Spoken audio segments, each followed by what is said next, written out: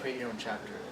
So the region was asking for people to sign up, and I put my name on the list. And at first, we thought we'd kind of have help from other people, and that it would be kind of a coach thing. But really, it was a grassroots kind of thing.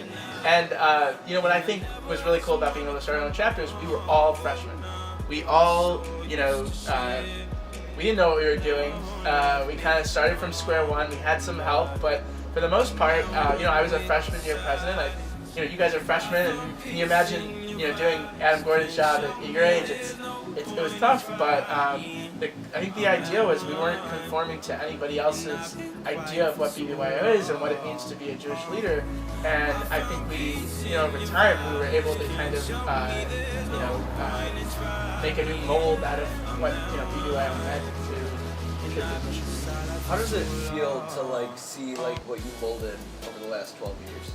Well, one thing that's kind of funny is that this event, this Thanksgiving Leftovers event, was something that I planned the first one when I was Sagan 10 years ago.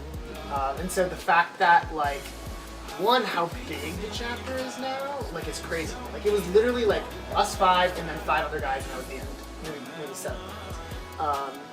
And so it was in my basement. It was just 12 of my closest friends or whatever. But so the fact that it's grown to be so huge, and that things that we started still continue, is kind of really magical in an incredible way. Who would have thought Tony the Tiger is still your mascot, right? Well, that's another thing though. The fact that you guys can change anything, and the fact that traditions have stayed for over 10 years.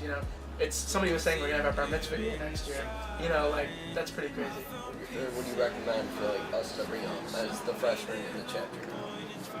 I think the beauty of BBYO is that you guys, you only have 4 years, right? So every new year there's new ideas that come into the chapter, and we literally made up things, right? And to this day, those made up things have become traditions.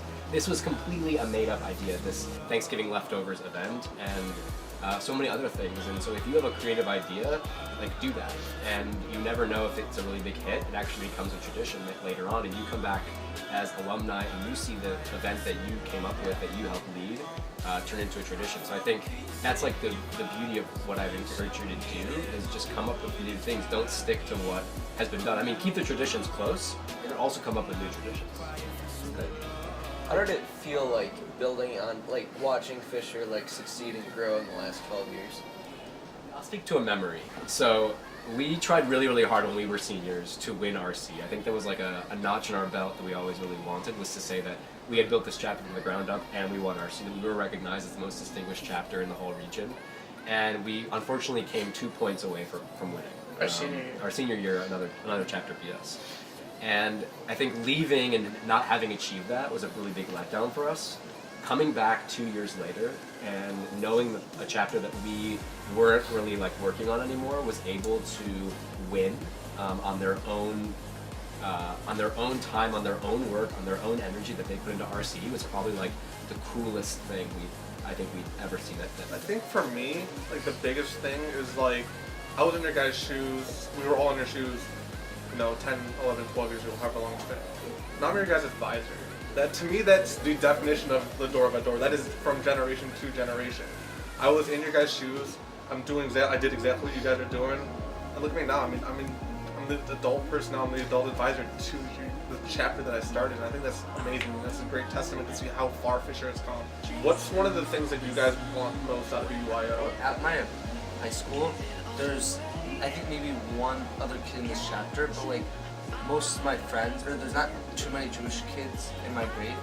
So, or if they're Jewish, they're not really religious. So it's kind of cool to be with the group of people that I am similar with, and we have a lot of stuff in common. We get to bond, which is a really cool experience.